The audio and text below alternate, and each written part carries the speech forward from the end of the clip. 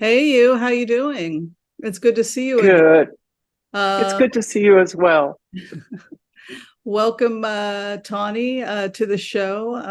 The amazing Tawni Acosta. She's with us again. This is part two of a And ongoing conversation. And yes, and you are with my niece, I believe. Of now, how old is the baby? Yuki, which means courage in Japanese. Right, Yuki. Um, and she's a rescue, so approximately 10. Oh, nice. Wow. I know Mhm. that dog loves you so much. Yeah, Yuki. Yeah. Yeah, we've had many adventures with Yuki. So, last time you came on, we had a great conversation, and we were talking about a lot of misinformation that is going around about being transgender. Can you again clarify for people who you are and a little bit about what you do? Just we'll start. Okay. So the first and easiest point to get to, I am a transgender woman, meaning I was born male. Um, I kind of always struggled with feelings of femininity since a very young age. I grew up in a time in an era where there was literally next to no information about it. Um, and later in life, in my 50s, after years of suppressing who I was or fighting it or running from it and a host of other crazy things, in my 50s, I finally came to terms with who I was and started to do what is called my gender transition. And we can talk a little bit about that, but that's the quick summary. What I do is both a hypnotherapist, a life coach, and also I practice Reiki. So I bring those three things together in working with people. In general, I help people with issues of, sound familiar, identity and authenticity. And as well, specifically to help people, especially in the LGBTQ plus community, because when you have those things, it is kind of the keys to the queen's perch or the king's throne or whatever you want to call it. Mhm. The we had a lot of positive feedback when you were kind enough to speak with us last time, and we had a couple of questions from the audience. I hope it's okay if you Oh are. yeah, absolutely. The biggest question that people wanted to talk about had to do with the conversations we were having about how people can be supportive of transgender, whether of all ages, whether it's your friend or your child. We spent a lot of time talking about some of the horrible things that have happened to transgender youth. I don't know if you want to briefly explain some of the bad things, but then if we can also come around to that conversation and talk about what are some of the positive things we can do to help people that are either confused, need more information, maybe transgender. So, Okay. Wow, there's a lot there, isn't there? yes. But anyway, let's start with, for people who are transgender, or you may have somebody in your life who may be struggling with their gender identity. Okay, maybe that's a good place to start. So, if somebody is struggling with their gender identity, um, it's definitely a process to reconcile that. In my case, I'll talk to myself specifically, but I'll talk and then we can talk a little more in general. In my case, I grew up in a time in an era, like I mentioned earlier, there's no information. And some conclusions about that I made at a young age, it wasn't safe to express myself. So therefore, I started a lifelong pattern of, suppressing, hiding, putting it down, trying to be safe, which is all the things the unconscious mind does. It keeps us alive. I think kind of the thing is doing that, putting on a false facade, trying to please people, trying to live something that you're not. Absolutely. It's stressful, it's exhausting, and it ages one quite rapidly. So thankfully now there's both good and bad information on the internet.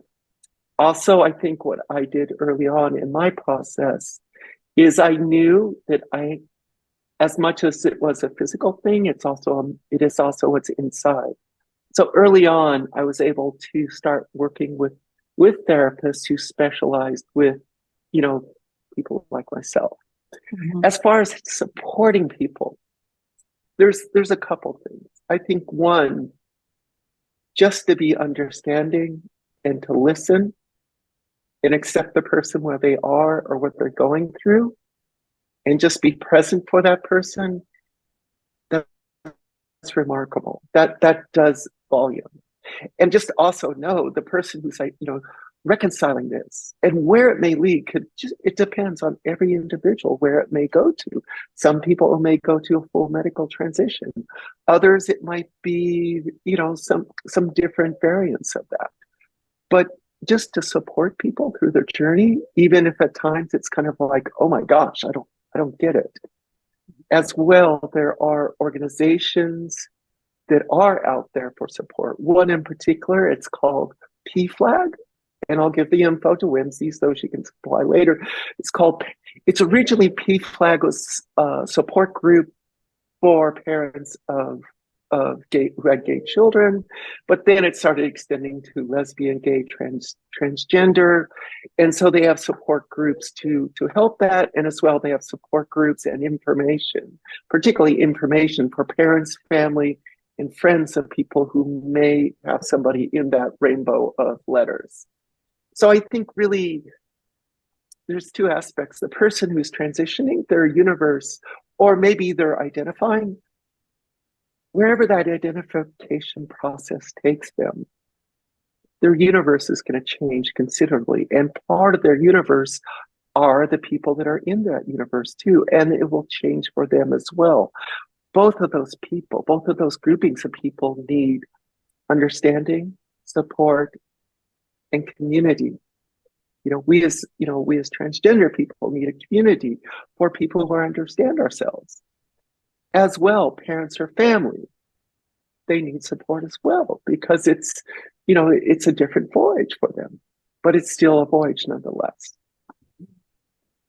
Am I answering? Yeah, Go ahead. this is helping me, and I'm sure it's helping the people that have asked the question. Now, I have friends who are transgender for various reasons. They can't come out. They're frightened that they'll lose their job. This, to me, feels really scary. They can't come out because of their job, their religion, their church, but they will sometimes dress transgender. They will have this other life. That seems like it's such a tragic way to live. What advice would you give to a person who's trying to cope with this, but society is putting so much pressure on them to be something that they're not? Right. First of all, that's a very, very difficult place to be, or even if coping is, giving a little fuel to this part of them. By little fuel, maybe at some points dressing or presenting how they feel on the inside. Sometimes that's kind of like, it can be like just getting water in a parched desert and then having it taken away, because then they go back. So, that can be very, very challenging. But for many people, it could be their circumstance is so difficult that it may create so much problem, or it may create so much danger in particular for that person and or even their family that, having a solution that may not be the whole thing might be appropriate. That is a case by case basis. For example, I've known some people in the community as far as how they experience being transgender pretty intensely. Yet they're in a circumstance like you're expressing. There's some people where they can even take light hormonal therapy that alleviates the symptoms of the gender dysphoria, or it gives enough relief so that they're not suffering so much that it makes their life manageable or tolerable. So I think there are options. Some of those options are best, this is the hard thing. The hard thing is mental health is so important, yet it costs a lot, to get help from a therapist, because usually most of the specialists in that are not paid by insurance. So it's not cheap to go and get sessions all the time. So, that's really hard. And especially if you're even just struggling financially, like everybody's struggling financially, it's hard to get that access. And I think at the same time, our own rational, quote unquote, rational mind can really deceive us, or it can come up with the solutions that are not really appropriate or healthy for us. And we do need that very well-trained, objective interaction with somebody who understands this space. So I think that's another reason I like to work, help in these areas as a supplemental provider, so to speak. Yeah. Because mental health is huge in this realm.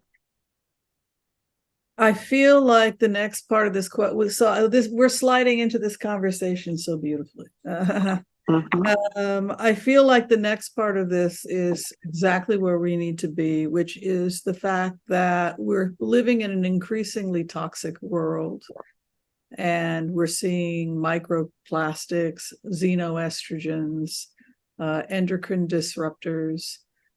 It seems to me, with the world being as toxic as it is, sperm counts are down, we're seeing more fragile Y, we're seeing more sterility, that more doctors and more healthcare providers are going to start seeing this with the increasing toxicity of the planet, right? With the increase of endocrine disruptors, we're going to see more hermaphrodites, transgender, etc., because of how some of these chemicals can disrupt embryological development. Can you speak a little bit to what happened, what you think may have happened to you, and what you want healthcare providers to know? Because I believe that as this planet becomes more increasingly toxic, we could be seeing more of this phenomenon. And if you could speak to what happened to you as well. Thank you. Wow. Okay. I'll speak to my own story. Other people's story may be different, but I'll just speak to mine as an example. That's it, but not the law. Okay. Because it's different for everybody. But for myself, in the 50s to the 70s, there was something called artificial estrogen. I think I cannot quote the compound is called, but its abbreviation was called DES. This was given to women as a quote unquote cure for women who had problems with miscarriages. It's, if you're talking about something that's an endocrine disruptor, the amounts that were given to people. So when my mom was pregnant with me, she was given this thing called DES. DES is a synthetic estrogen, and DES, women were given this in dosages that are so high. They're way higher than what estrogen exists in the womb for a child. It's like just an unbelievable amount of artificial estrogen was given. The usage of DES for miscarriage was banned in the early 70s by the FDA. Okay. Though, however, they've set it up, they supposedly the pharmaceuticals have denied any responsibility. But in my mind, that was essential because, I had all kinds of issues, in my genitalia. I had a very weak Y, very low testosterone. Well, not to interrupt, but I think one of the working theories is that the Y cannot help in brain development, early brain development, because it's too damaged. And so what happens is that the individual's X steps in, and so the identity is the identity of that gender, which was functional, which was the X, because the Y is unfortunately going extinct because of these estrogen disruptors. At this rate, we could see sterility as early, some people are saying as early as 2050, 2070. It's very terrifying. Wow. Because the I had not thought about that. I had not thought about it, but yes. What I would say to kids being born with ambiguous genitalia. And so it just seems to me like bashing it's like the canary in the coal mine, these children being born with these types of challenges. Can you talk a little bit about that?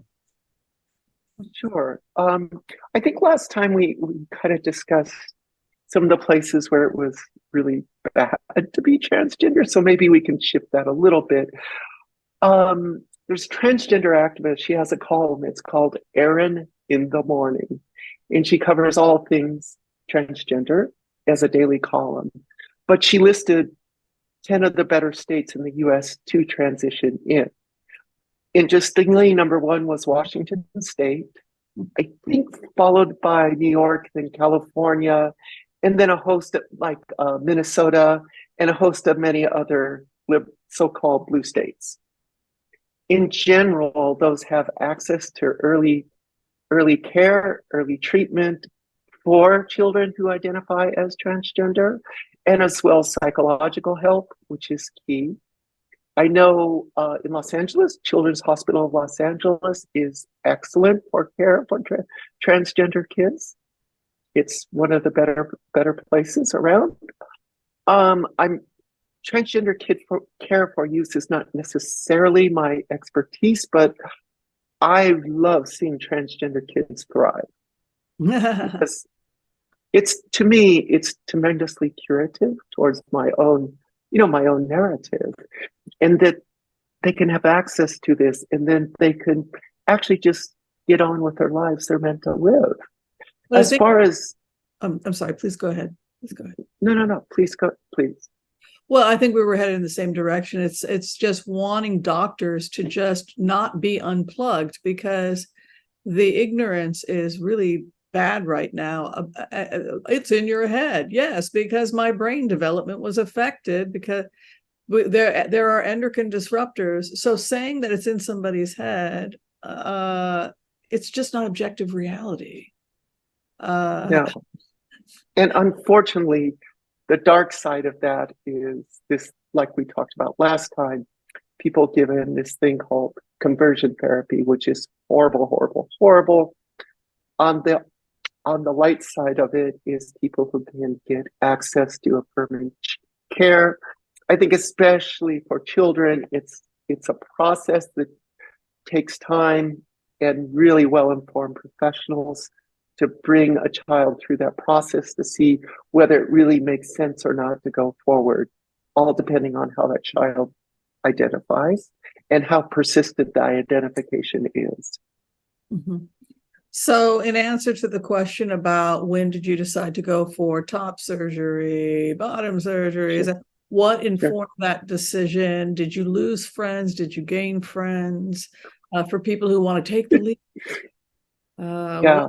What did that look like for you? Okay. I will try and give the shortened version of my timeline, which is hard. Yes, thank you. What it looked like for me at a certain age, first of all, I started working as a therapist. Second of all, after that, I started the hormonal replacement therapy. I swear, the first day I started with that, I just felt these dark clouds in my life starting to lift. It was just totally euphoric. Later, inside of me, I really knew. I can't tell you the why.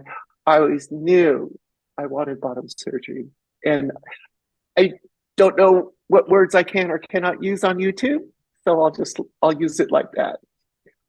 So I had, and by coincidence, one of the better hospitals in Los Angeles, Cedars-Sinai, started their transgender program in 2017, which is when I was in the deep end of my process.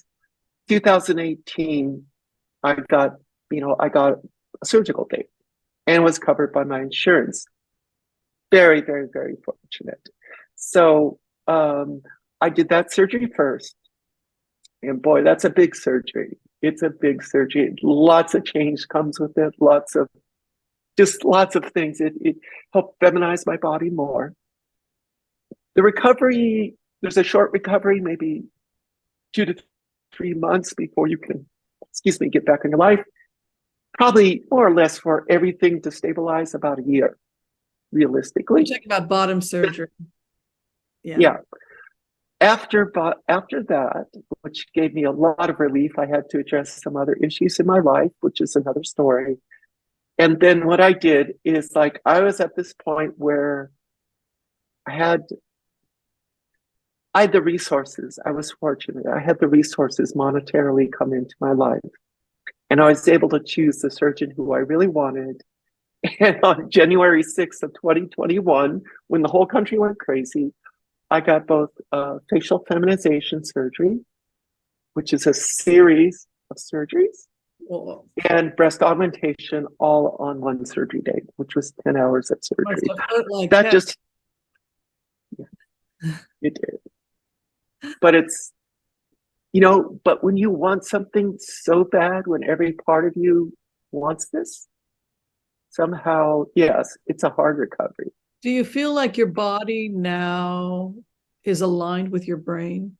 Like, do you feel like everything's starting to come to you now finally? So you're not conscious, so you don't regret the surgeries or anything like that? No, no, not at all. We ran out of time. Quite to the contrary. Okay, we ran out of time, but can you come back and we'll speak a little bit more about the specifics of the surgeries? I think people would like to know. It would be my pleasure. Post-surgery, maybe talk about your love life, all that good stuff. Okay. All right. Thank you so much, Whimsy. If you have any questions for Tawni, hopefully she'll be back again in August for part 3. Please reach out to me, WhimsyAnderson@gmail.com. And thank you again, Tawni. And we'll see you next time. Be well. Thank you, Whimsy. And thank you, everybody.